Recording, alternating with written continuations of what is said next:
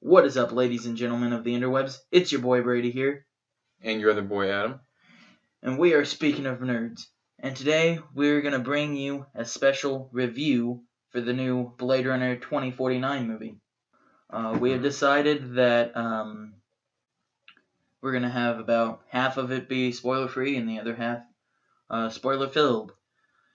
So we will let you know when we're going to go into spoilers, but we are going to start off spoiler-free. So I'll start off. What were my positives and negatives without going into spoilers? My first positive, and probably the biggest positive about this movie, was how it was shot. The cinematography on this movie was absolutely beautiful, and I do have to, I would like to acknowledge the director of photography, Roger Deakins, for this movie, and also Denis Villeneuve, who we'll get into more. He's another positive that I have for this movie. Every scene fit the tone that they were going for, and every scene was shot beautifully. It looked amazing. Wouldn't you agree? Definitely. I liked even though like the whole theme, from the original Blade Runner, the entire movie takes place in L.A. in the city, and it's always either raining or snowing. And I like that they still had the feel of the city in this one, but they also had a lot more of a focus on almost like post-apocalyptic desolation of most of the landscape. But I still liked the theme. It still had a feel of Blade Runner, even though my not really a complaint necessarily, but a difference that kind of made it lose some of the Blade Runner feel was that in the original, it's never daylight until the very end of the movie, but this one was periodically day and night, even in the city. Another positive, the acting from Ryan Gosling, Jared Leto, and Harrison Ford, and David Bautista and Sylvia Heeks. Everybody who was acting in this, their acting was very good. It was great, even. The costumes were great. Kay, the character Kay, or Ryan Gosling's character, his costume was amazing, and I loved it, and it's one of my favorite costumes of any movie I've ever seen.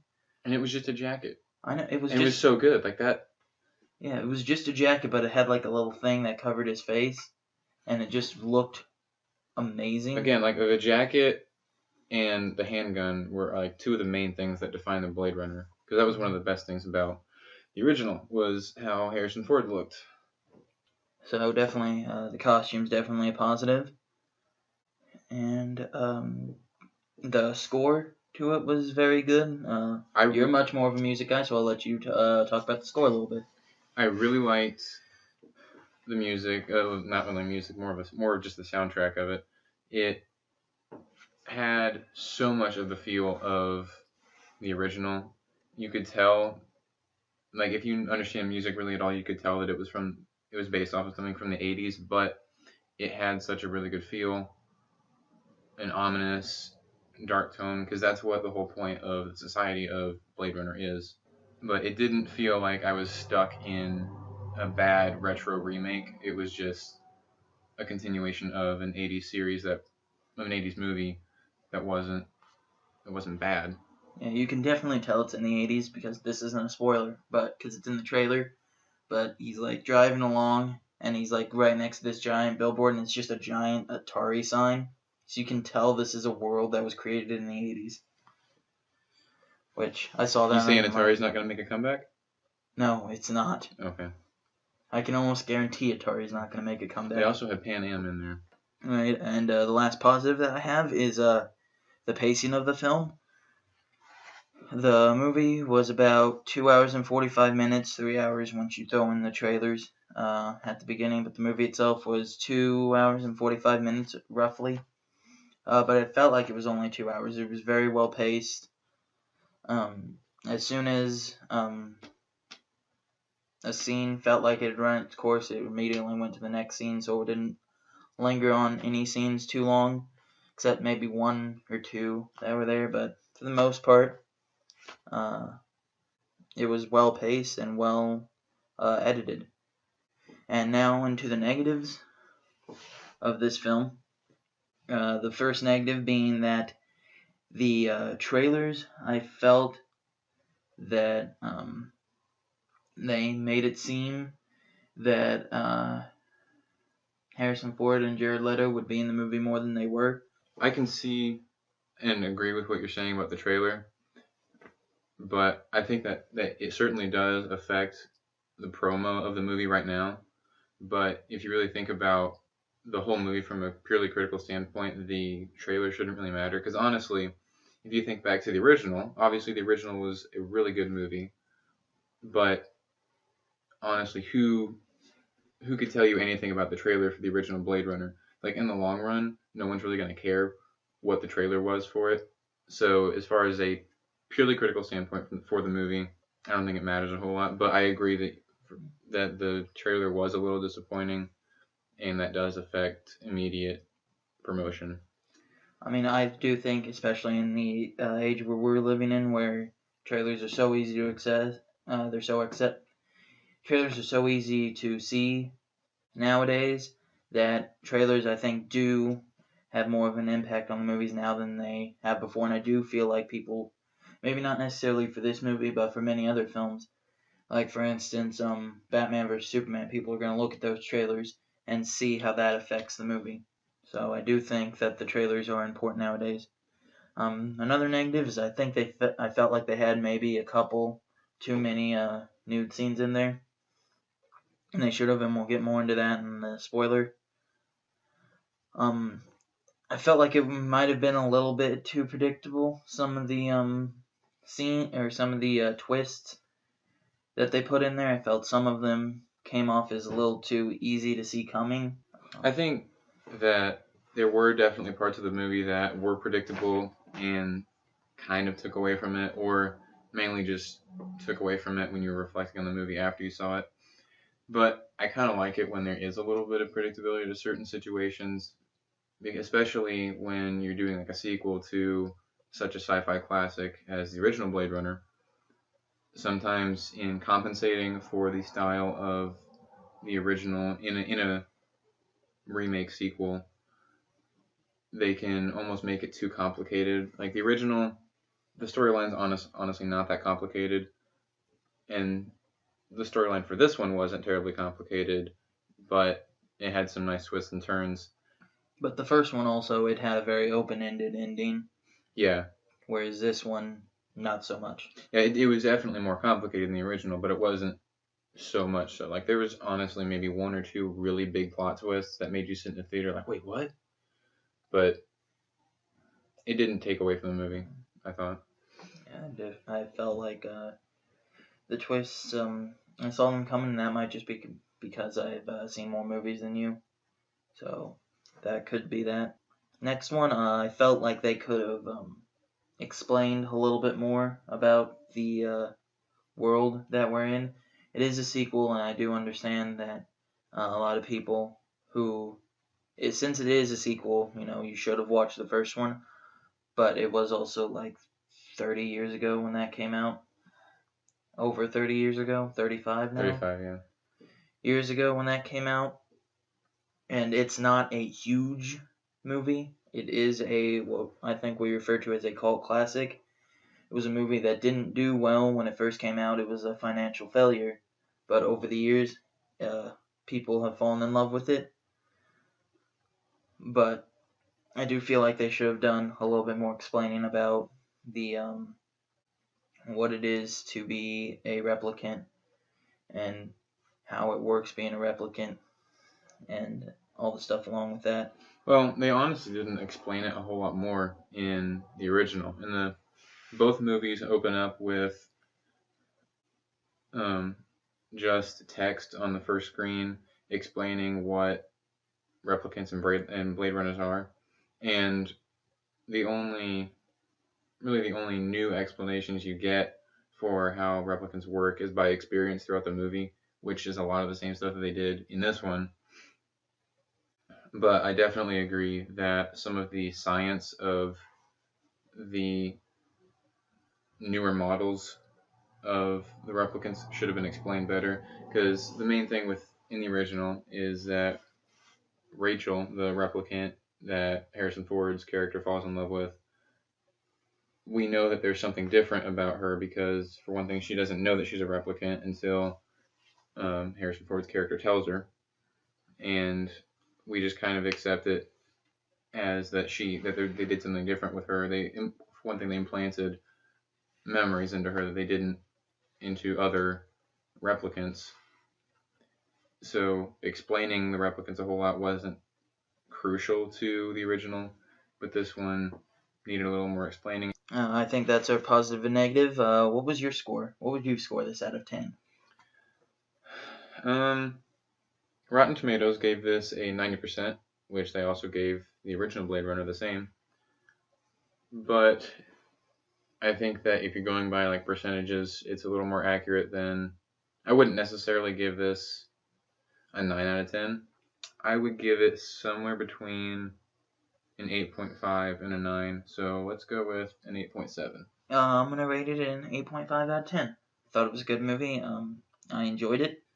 There was a few things that I didn't like about it, and we will delve deeper into that in the spoiler half. So, warning to parents who are thinking about taking your kids to this, or warning to anybody, I guess.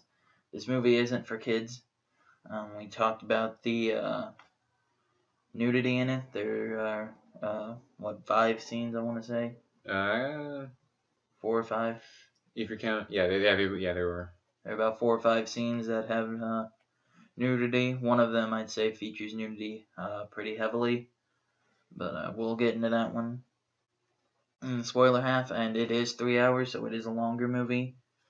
So just be warned of that. And now I say we move on to the spoiler half. So here we go. Alright. Anything specifically you want to address about the spoiler-wise? This isn't like specifically giving away a spoiler, but kind of more a comment about the movie itself, that in order to explain it, it is required to spoil something.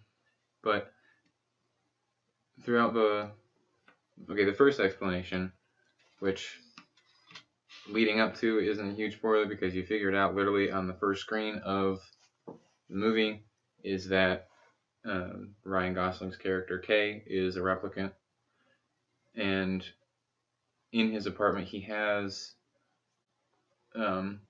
this product that is sent out by the same company that makes the new models of the replicants, that it's basically a hologram of like a servant or something or whatever, but that's sort of his relationship. It's a relationship. Yeah, he has. It's a romance, I guess. Yeah, as much as a romance as a replicant can have, as even though they had a romance in the original, but he develops a romance with his, what are we calling it? Hologram, I guess. Hologram lady. Program, I guess. I don't know.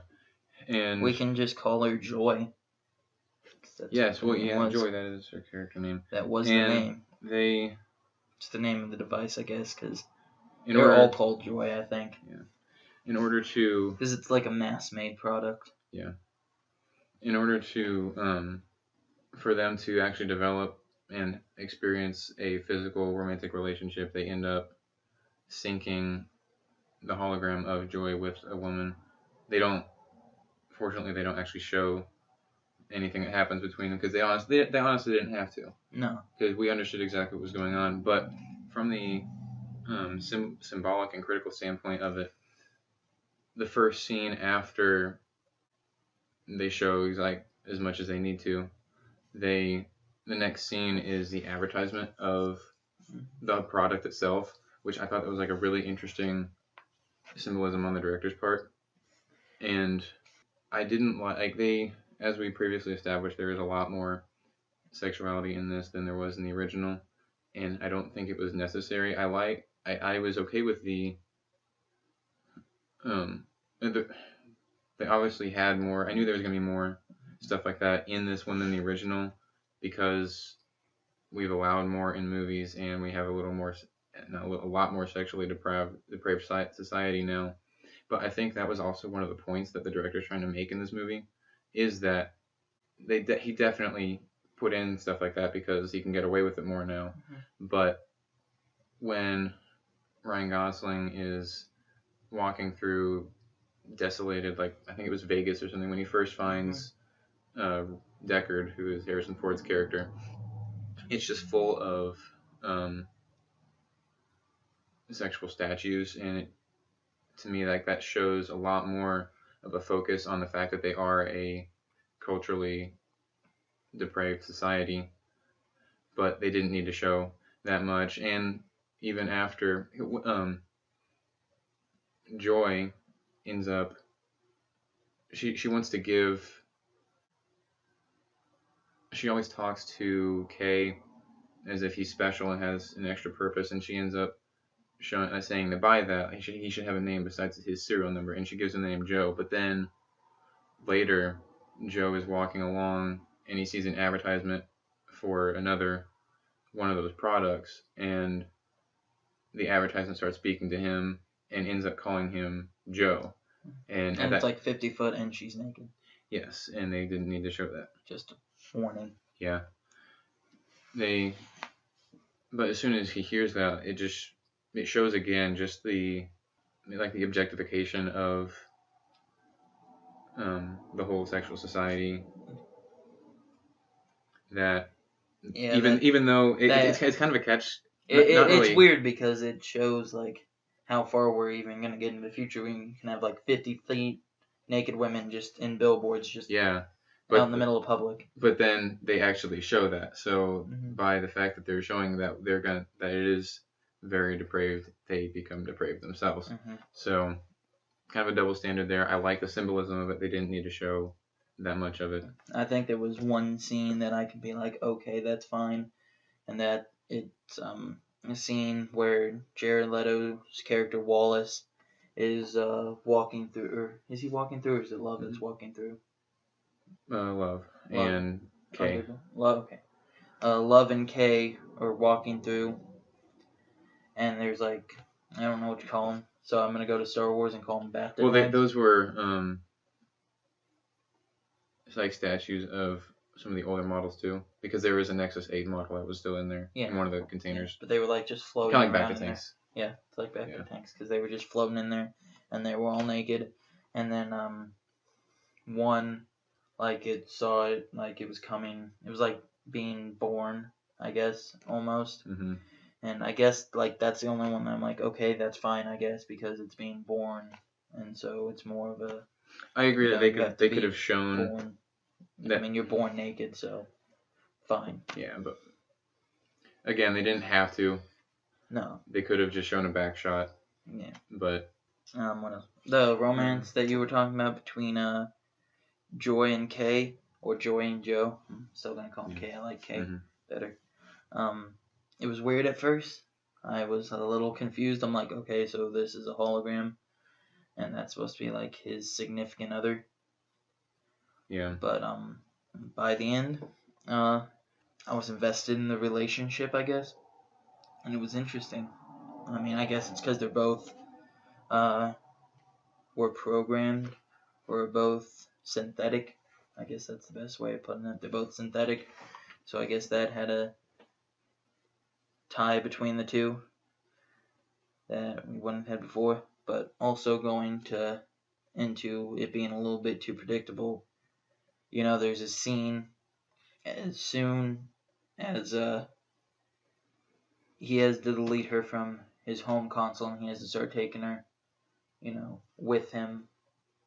Something like a flash drive or something almost. As soon as that happens, you're like, she's gonna die. Because that thing's gonna get destroyed. They even point that out. Like she said, he warns her and says, if I put you on this, then if this gets destroyed, then you're gone. And then she says, just like a real girl.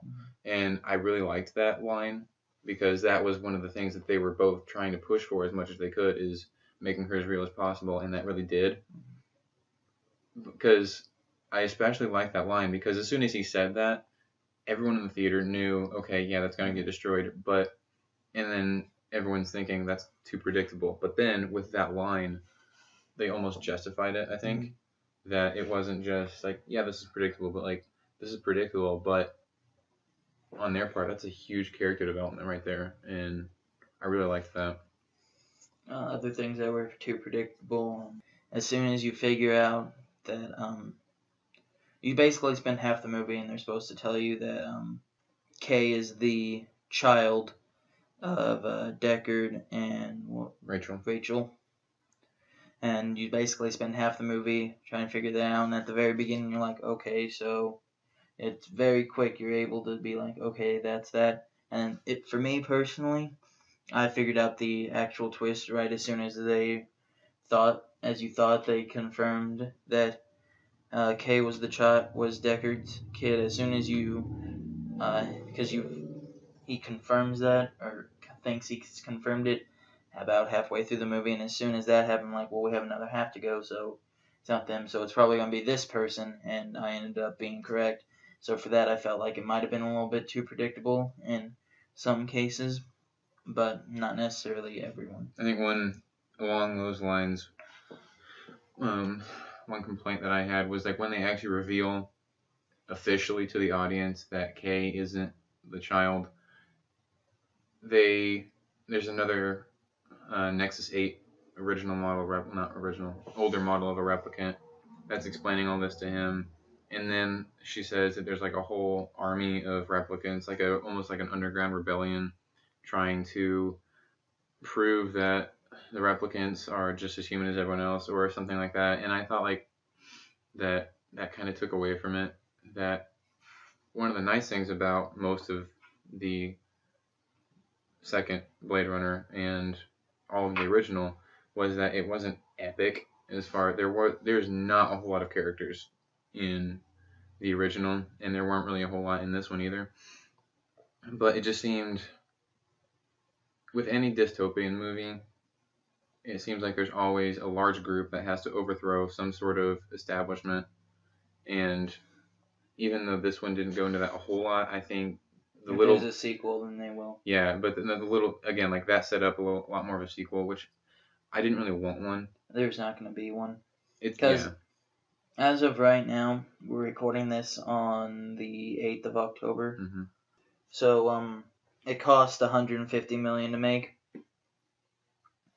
And the estimates right now are saying that it's going to make about $31.5 million opening weekend, which that's not even a third of what it costs. It might do well overseas, it might not, but for all intents purposes, this one's probably going to be about as big of a financial failure as the first one was, unless it has a sudden takeoff, unless good or word spreads about the movie and it suddenly skyrockets next week. It's probably not going to do too well at the box office, so the chances of getting a sequel might be very slim right now. But other positives that we liked, they had a hero that was actually a good guy. Your protagonist is a good guy and your antagonist is a bad guy. And they didn't really try to blur the lines too much. That was definitely a thing that I as you're saying that, I hadn't really thought of it like that, but I definitely agree that that's really good, because nowadays, as still falls into our Batman and Boy Scout theory, if someone's good, they have to have a lot of dark in them, and it does work for some characters, but I felt like it worked really well for this one, that it's just a good, he's just a good guy, he's just doing what he's been told to do.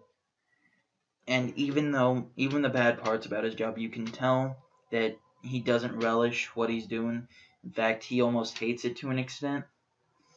But he's programmed to do this, so it's not like he can do anything else.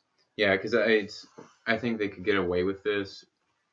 I honestly, I like it almost any time that they have a good hero who stays good and not really has any dark parts to them.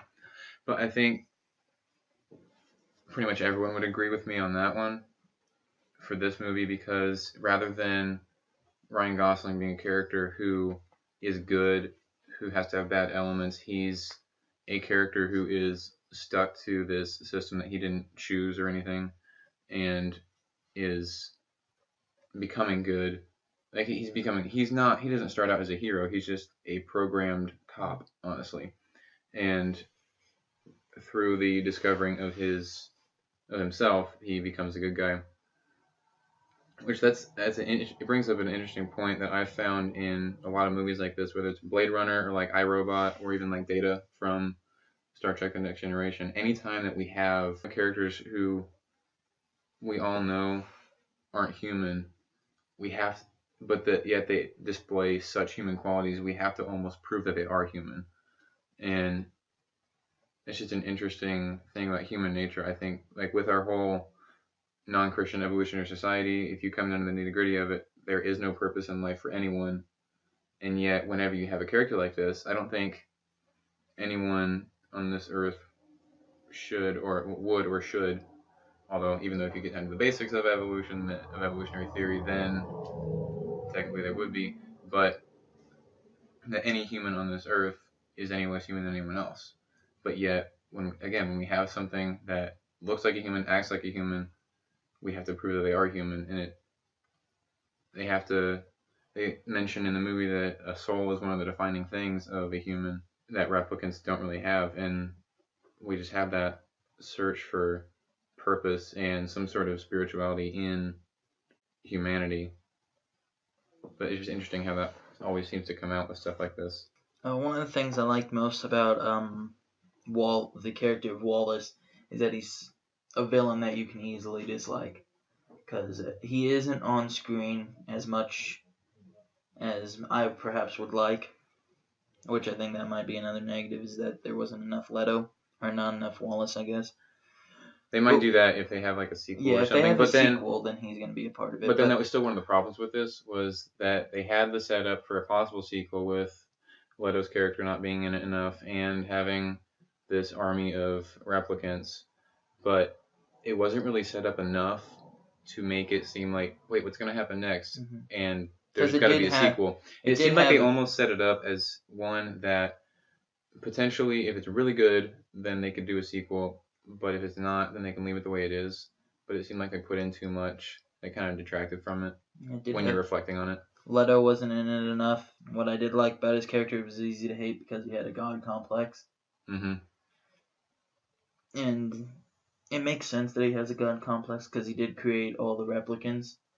So, I mean, it makes sense, but it's also something, especially for people like us, Christian, by the way, people like us, just want to make sure.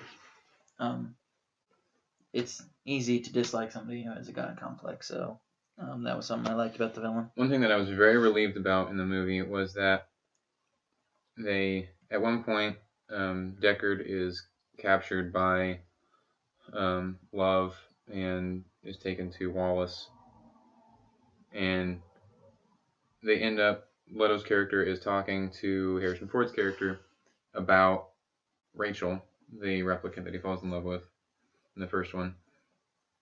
And no one was really surprised by the fact, especially if you had seen the original, that they were going to bring out another replicant that looked exactly like her. And I really liked it that didn't really ruin the movie. It was like a conflict of interest for Harrison Ford's character, like what's he going to go with? And it was an internal struggle for him, but then he ends up finally making the right choice not to go with it. But it didn't ruin the movie by trying to relive the feel of the original movie by bringing back all the characters. I really liked that. And I guess that's all we have for this review. And be sure to watch our 5th episode of Speaking of Nerds, which will be released this Friday. And again, like and subscribe to Speaking of Nerds. Give this review and our show to your friends and family and even your enemies. And until next time, it's your boy Brady. And your other boy Adam. Adios. Amigo.